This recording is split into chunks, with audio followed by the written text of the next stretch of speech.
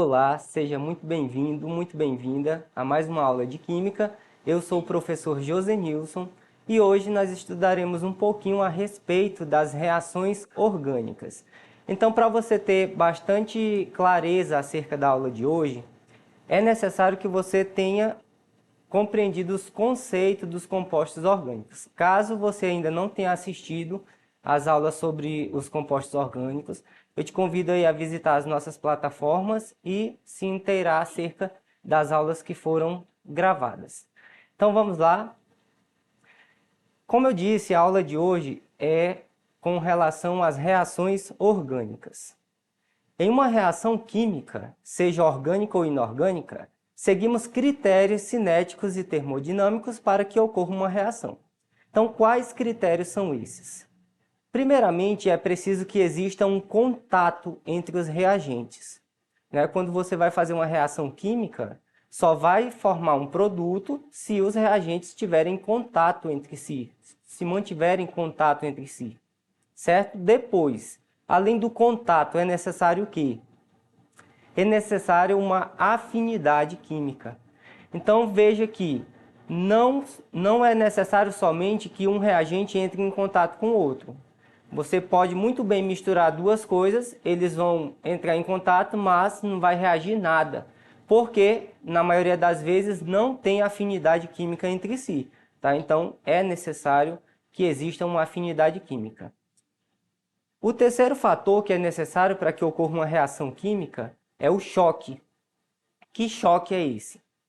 É o que nós chamamos de choque eficaz. É quando existe uma quebra de uma ligação química dos reagentes e forma uma nova ligação química para promover a formação de produtos. Tá? São as colisões, os choques eficazes. Então vamos lá, recapitulando, é necessário que tenha contato, afinidade química e choque eficaz. Se tiver essas três coisas, então nós vamos ter produtos sendo formados, nós vamos ter reações químicas. Com relação às reações orgânicas, elas costumam ser mais lentas do que as reações inorgânicas. Então, para você que não lembra a diferença de um composto orgânico para um inorgânico, a diferença principal está no átomo de carbono. Então, todos os compostos orgânicos, eles precisam necessariamente ter o átomo de carbono para fazer as chamadas cadeias carbônicas que nós costumamos dizer, tá? Já os compostos inorgânicos, eles necessariamente não têm a presença do átomo de carbono. É claro que existem algumas exceções, tá? Mas a priori é essa, compostos orgânicos têm que ter átomo de carbono e inorgânico não tem átomos de carbono, com algumas exceções, obviamente. No geral, as reações orgânicas são reações moleculares, ou seja, acontecem entre moléculas. Além disso, quase todo composto orgânico é apolar. Então, uma leitura geral aí das partes de uma reação orgânica é da seguinte forma. Você vai ter uma seta de uma reação no meio. Tudo que está antes da seta, né, no lado esquerdo, são os reagentes. E o que está depois da seta da reação são os produtos ou o produto, caso não tenha um sinal de mais entre mais de um composto. Então, nesse caso aí, especificamente falando, nós temos o hidrocarboneto aromático, que é o que está antes da seta, junto com um nitrocomposto, que vai formar, então, esse produto, certo? É um nitrocomposto também, junto com a molécula de água, que vai sair aí em forma de produto. Então, vamos lá. Para que aconteça um tipo de reação orgânica, é necessário falar, então, das rupturas de ligações. O que é isso? A ruptura de uma ligação é exatamente o momento de quebra de uma ligação. Lembra que eu falei no início da aula que para ter uma reação química é necessário que tenha o choque? Esse choque exatamente vai promover a ruptura da ligação existente nos reagentes para formar os produtos. Tá? Essa ruptura, essa quebra de ligação, ela pode ser de dois tipos. Ela pode ser em forma de cisão homolítica e cisão heterolítica. Lembrando que cisão é o rompimento, é a quebra da ligação, ok? O que acontece em uma cisão homolítica? A cisão homolítica, vocês vão perceber que a quebra da ligação vai fazer com que o par de elétron também seja dividido. Vai um elétron para um átomo, outro elétron para o outro átomo. Então, por isso que é homo, certinho? Então, nesse exemplo aí, ó, nós temos um carbono com 4 hidrogênios, o metano, certo? Ele vai ter uma cisão entre o átomo de carbono e o hidrogênio. Perceba que o par de elétron vai ficar um elétron para o carbono, um elétron para o hidrogênio. Então, nesse caso aí, nós temos cisão homolítica. No segundo caso, perceba que a cisão que está sendo representada pela aquele zigue-zague ali, setinha zigue-zague, fica os dois pares de elétron, que são os dois pontinhos, junto ao átomo de Br, do bromo. Então, nesse caso, um átomo só, ele levou o par de elétron para ele, certo? Então, nesse caso, nós temos uma cisão heterolítica, onde um átomo ficou sozinho com um par de elétrons. Então, é nesse sentido que nós vamos estudar 3 tipos de reações orgânicas, certinho? Lembrando aí das cisões. Os 3 tipos são reação de substituição, reação de adição e reação de eliminação. Então, eu vou falar agora a respeito da reação de substituição. Como é que ocorre esse tipo de reação orgânica? Então, são reações em que um ligante é substituído por outro ligante. Então, lembrando, ligante é o átomo que vai sair da reação e outro átomo vai entrar. É a ligação, tá? Que vai ser feita a partir de um átomo. Então, nesse caso aí, ó, nós temos um anel aromático, né, que é sendo representado aí por esse hexágono com um círculo no meio. Ele vai entrar em contato com o cloro molecular, esses 2 átomos de cloro que vocês estão vendo aí, ó. Então, por meio disso, vai ser formado o composto aromático com o cloro que aparece lá depois da setinha, o sinalzinho de mais e o HCl. Então, nesse caso aí, perceba o quê? Que o H ele foi substituído pelo Cl, pelo cloro. O hidrogênio ele foi substituído pelo cloro, certo? E isso vai acontecer nos alcanos. O que é alcano? São cadeias carbônicas que têm apenas ligações químicas, ligações simples. Cadeias carbônicas que possuem ligações simples, tá? Entre carbonos. Então, os alcanos só vai ter carbono e hidrogênio. E a cadeia carbônica não tem alteração quanto ao número de carbono. Então, se você perceber aí, se analisar, você vai contar os carbonos que existiam antes da seta, vai ser exatamente a mesma quantidade que vai aparecer após a reação acontecer. Então, não tem alteração quanto ao número de carbonos. Tranquilo? Só houve uma substituição de um átomo por outro átomo. Próxima, reações de adição. Nesse tipo de reação, temos a união de 2 ou mais moléculas e a formação de um único produto. Então, o exemplo aqui, ó, nós temos reação de hidrogenação, hidratação, halogenação ou hidrohalogenação.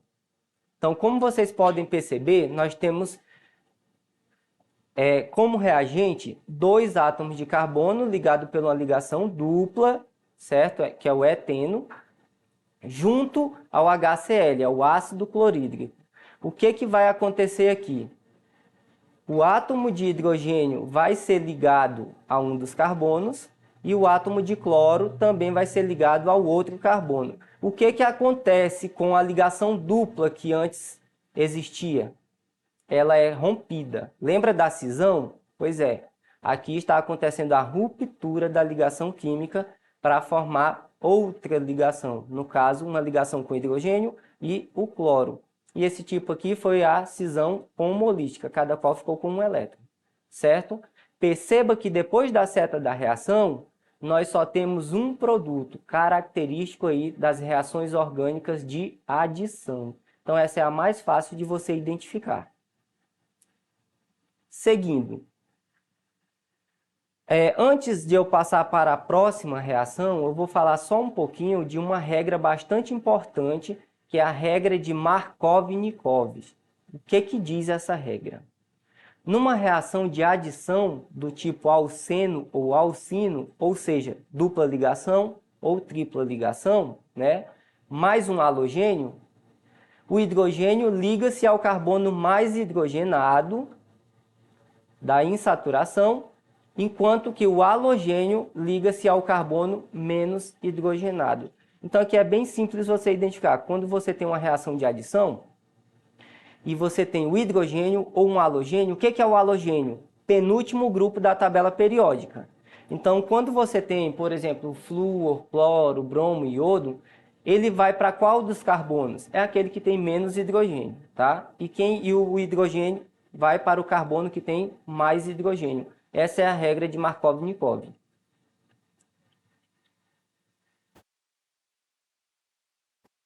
Então, o último tipo de reação é a reação de eliminação, que são reações na qual átomos são retirados da molécula. Então, aí você vai ter uma molécula no reagente, junto com outro reagente, um dos átomos vai ser retirado da molécula principal.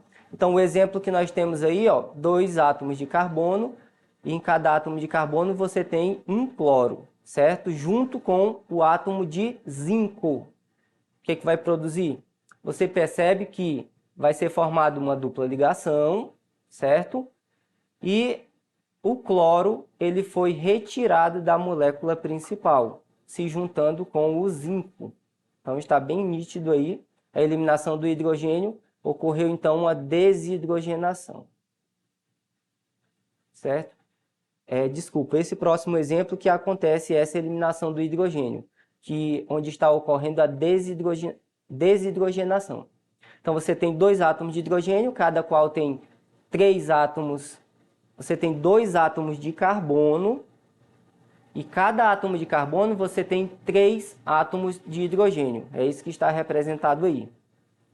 Você tem um alcano, com a utilização de um catalisador e calor, você promove uma ligação dupla e é retirado dessa molécula aí do alcano 2 átomos de hidrogênio. Por isso que você vai ter mais H2. Tá? Esses 2 átomos de hidrogênio foram retirados da molécula principal, que era a molécula do alcano. Então, por isso que o nome dessas reações aí são de eliminação. Tranquilo? Parou.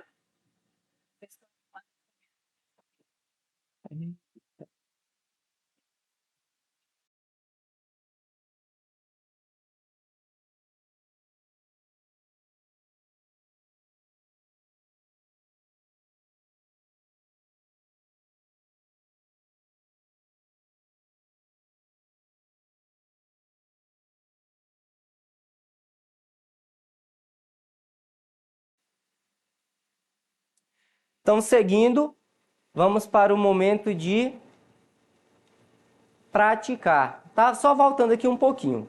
Esse tipo de reação aqui de eliminação, ele é bastante importante na indústria petroquímica, que é o que acontece aí com a utilização do petróleo para as várias frações que nós utilizamos no nosso cotidiano, né? Seja o gás de cozinha, seja a gasolina, o óleo diesel, enfim, os vários tipos de utilização, né, do petróleo.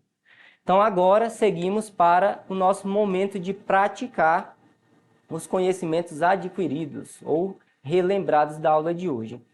Essa questão eu tirei do Turbo 6.0, que vocês vão encontrar lá na plataforma SFB, certo? No livro de Química, volume 4, lá na página 122, questão número 6. Então, vamos lá.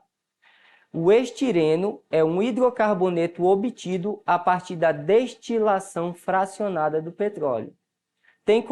Tem odor característico e seu ponto de ebulição é baixo, conferindo uma volatilidade elevada.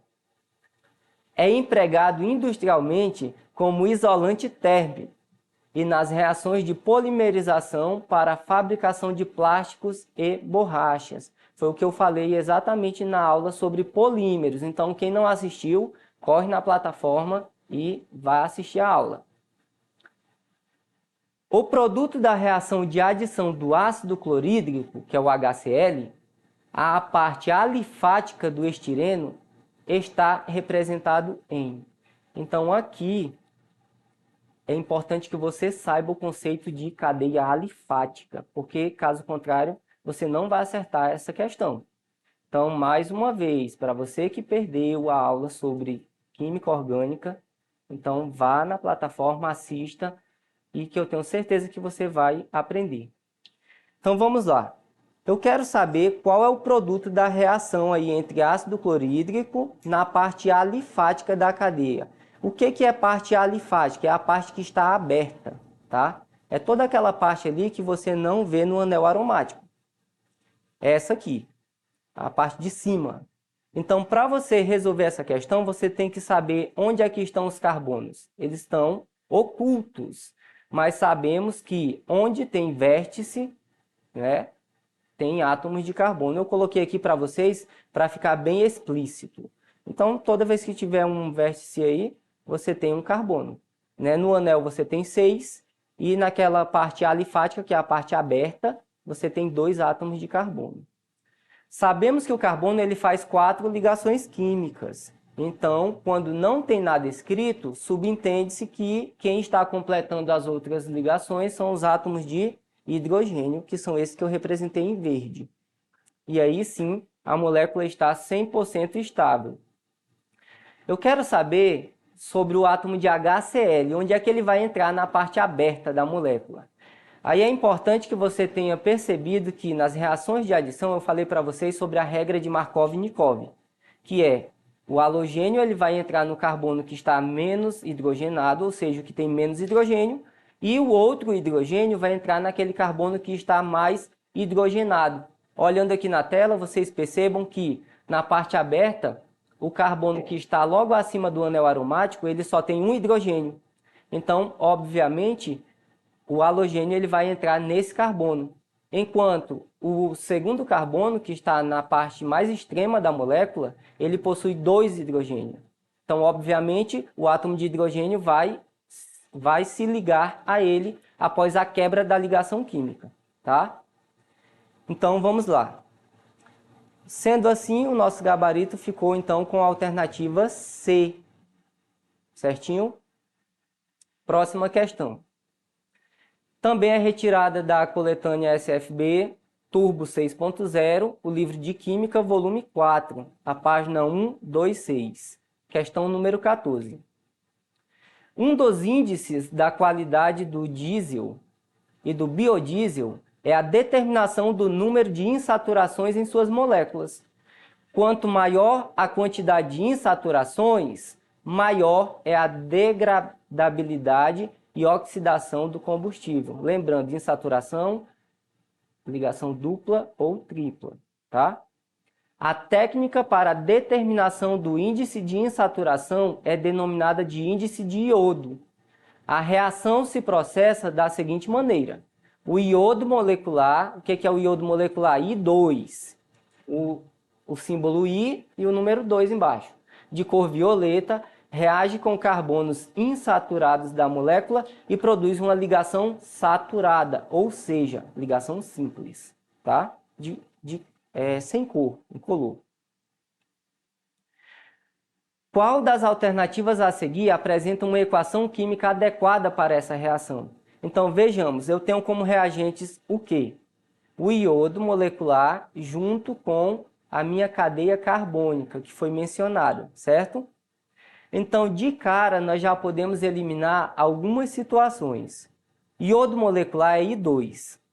Então, na situação B, você tem I3, na C, você tem I4, e na E, você tem I4. Já cancelou 3 alternativas aí, só sabendo que o iodo molecular é I2. Então, nós ficamos aí com a alternativa C e a alternativa A. Não é isso? Não, desculpa, a alternativa A e a alternativa D. Então, por que não pode ser a A Porque se você for prestar atenção no produto, você criou uma ligação dupla. Então, nesse sentido, seria o oposto do que queremos. Na situação D, perceba que a molécula ela começa com dupla ligação. Vai acontecer a cisão, que eu falei no início da aula, vai juntar com o átomo de iodo, né, a molécula de iodo molecular, e a ligação dupla é rompida e fica uma ligação simples, uma ligação saturada, que é exatamente o que a questão quer. Então, dessa forma, nós temos o nosso gabarito, alternativa D de dado. Galera, por hoje é isso. Eu espero que vocês tenham compreendido acerca das reações orgânicas. Fiquem de olho nas nossas plataformas e nos sigam para mais aulas como essa. Então, até uma próxima.